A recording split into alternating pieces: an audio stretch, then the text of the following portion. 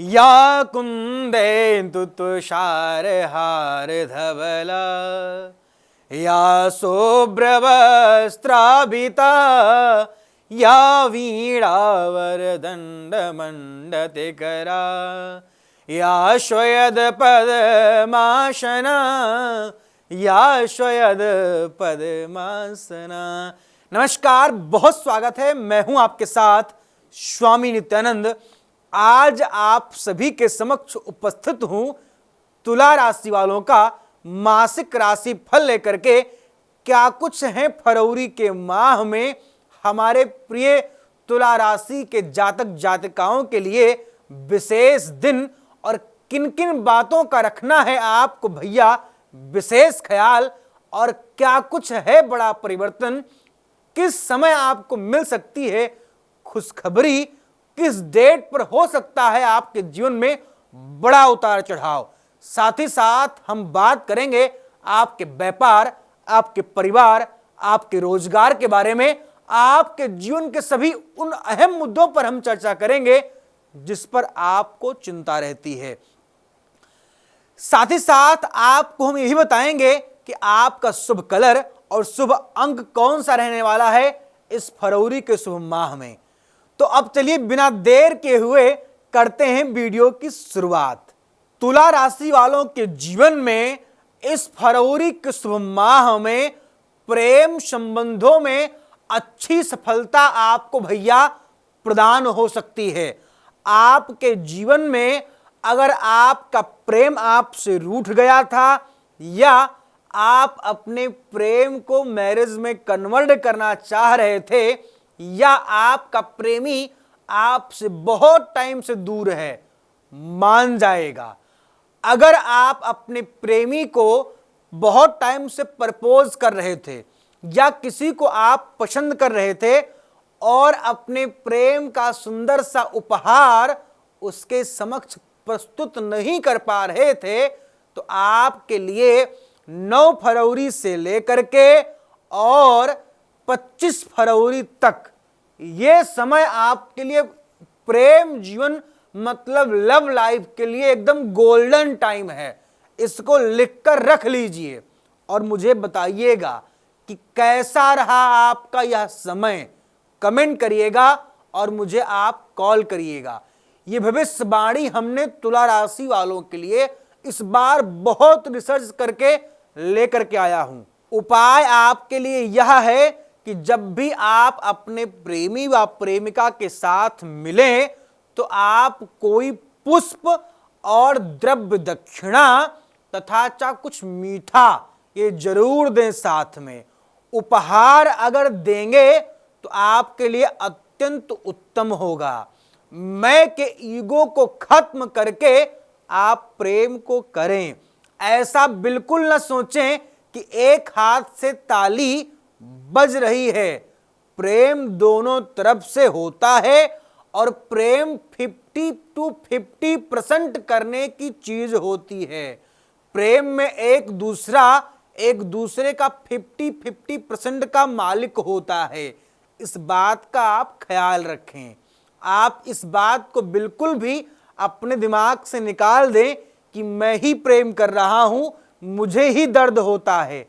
दर्द मित्र सबको होता है, कोई रोता है और कोई छुपा लेता है। बात बस इतनी सी ही होती है। अब हम बात करते हैं तुला राशि वालों के कैरियर क्षेत्र के बारे में।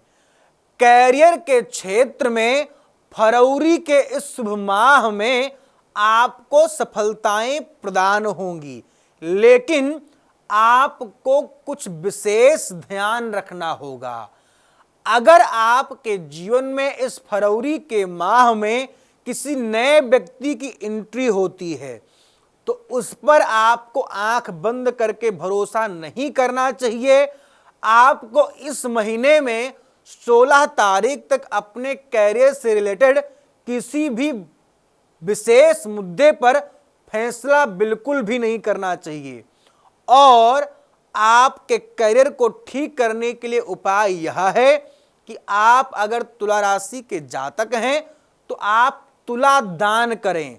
सतनाजा भर करके एक तराजू पर खुद बैठ करके और दूसरे तराजू पर 7 प्रकार के अनाजों को रख करके तुला दान करवाइए, निश्चित ही आपको लाभ प्रदान होगा। अब हम बात करते हैं आपके स्वास्थ्य के बारे में।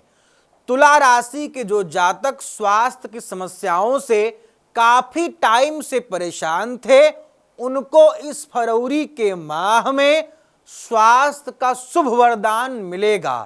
13 तारीख के बाद छोटी मोटी समस्याएं आपको परेशान कर सकती हैं, मतलब सर्दी जुकाम बुखार थोड़ा सा आपको परेशान कर सकता है।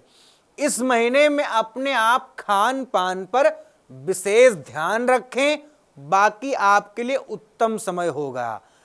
अब हम बात करते हैं आपके शिक्षा क्षेत्र के बारे में।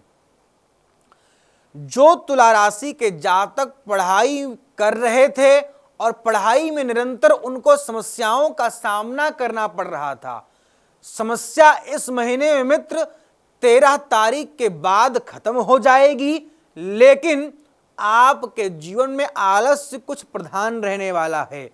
आलस्य को छोड़ करके खूब दबा के आपको संघर्ष करने की जरूरत है और पढ़ाई को अपना गोल समझिए भैया। पढ़ाई ऐसी वैसी चीज नहीं है। विद्या धनम सर्वधनम प्रधानम। विद्या से बड़ा कोई दूसरा धन नहीं होता है। मैंने पढ़ाई की है, शिक्षा खूब अध्ययन किया है, गुरुकुल में रहा हूं, गुरुकुल का जीवन जिया हूं, तब आज आपके सामने बोल रहा हूं। आप भी पढ़ोगे लिखोगे, एक कहावत है ना कि पढ़ोगे लिखोगे तो बनोगे नवाब, खेलोगे कूदोगे तो बनोगे खराब। आप जितना मटर गश्ती करेंगे, समय आपका उतना ही विपरीत होगा और एक समय ऐसा आएगा कि आपको मैं कह सकता हूं कि सुकून की सांस भी नहीं लेने देगा। इसलिए अपने समय को समझें और समय का सदुपयोग करें। अब हम बात करते हैं तुला राशि वालों के जॉब और ट्रांसफर व प्रमोशन के बारे में। जॉब के लिए इस महीने का समय उत्तम होगा। ट्रांसफर व प्रमोशन के कार्य बनेंगे और आपके किसी बड़े अधिकारी के द्वारा आपको पुरस्कार व अवार्ड भी मिल सकता है। अब हम बात करते हैं तुला राशि वालों के व्यापारिक क्षेत्र के बारे में। व्यापारिक क्षेत्र में मित्र आपको सफलताएं प्रदान होंगी, लेकिन आपको अपने व्यापार में इस महीने थोड़ा सा निम्नवत स्थिति का सामना करना पड़ सकता है। मतलब तराजू के 2 पलरों की तरह कार्य होगा, ना कुछ ज्यादा होगा लेकिन ना कुछ कम होगा। स्थिति यथावत ठीक ही रहेगी, मान के चलिए। अब हम आपके लिए एक उपाय बताते हैं। आप अपने व्यापार स्थल पर आप तुलसी या मनी प्लांट या अगर संभव है तो समी के पौधे का आप वृक्षारोपण करें, निश्चित ही आपको लाभ प्रदान होगा। अब हम बात करते हैं आपके विदेश यात्रा, कोर्ट केस और डिवोर्स केस के बारे में। जो लोग तुला राशि के जातक हैं और बहुत टाइम से, लंबे समय से आप प्रयास कर रहे थे कि मुझे विदेश जाना है, विदेश जाना है, वो टेंशन आपकी अब खत्म होगी। विदेश के मनोरथ आपके पूर्ण होंगे। 13 फरवरी के बाद अपना वीजा आप अप्लाई करिए, निश्चित ही आपको लाभ मिलेगा। जमीनी विवाद इस महीने में खत्म होगा। 6 फरवरी के बाद आपका जो भी जमीनी विवाद चल रहा था वो संपन्न होगा, मतलब खत्म होगा। आपसी समझौता के भी शुभ योग बन सकते हैं। अगर आप तुला राशि के जातक हैं और कोर्ट केस डिवोर्स केस से परेशान थे तो आपकी मुश्किलें खत्म होंगी। 16 तारीख के बाद आपका केस भी हल्का हो सकता है और आपका शत्रु भी आपके सामने पराजय हो सकता है और आपकी विजयी हो सकती है। अब हम बताते हैं आपको आपके आर्थिक और मानसिक जीवन के बारे में। मानसिक जीवन बेहतर होगा, चिंता कुछ खास नहीं आपको सताएगी, आर्थिक संकटों से आपको मुक्ति मिल सकती है। श्री सूक्त व कनकधारा का आप निरंतर पाठ करते रहें। अब हम बताते हैं आपको आपका शुभ कलर और शुभ अंक। तुला राशि वालों का जो शुभ अंक होगा वो 3, 7 और 9 होगा। शुभ कलर आपका गाढ़ा नीला और हल्का लाल व पीला होगा। ये कलर और ये अंक आपके लिए बहुत शुभ रहने वाले हैं। भाग्य का मीटर आपको 80% लगभग सपोर्ट करेगा। बाकी आपका समय बहुत अनुकूल रहने वाला है। फिलहाल आप सब अपना बहुत ख्याल रखिएगा। मुझे आपकी बहुत फिक्र और बहुत चिंता रहती है। आप सभी के सेवा में मैं 24 आवर सेवारत रहता हूं। आप जब भी मुझे याद करेंगे तो मैं आपके दिल के सदैव समीप होता हूं, आपसे बिल्कुल भी दूर नहीं हूं। फिलहाल इस वीडियो बस इतना ही। आगे फिर हम आपसे मिलेंगे किसी नए टॉपिक, किसी नए विषय के साथ। तब तक नमस्कार, जय सीताराम।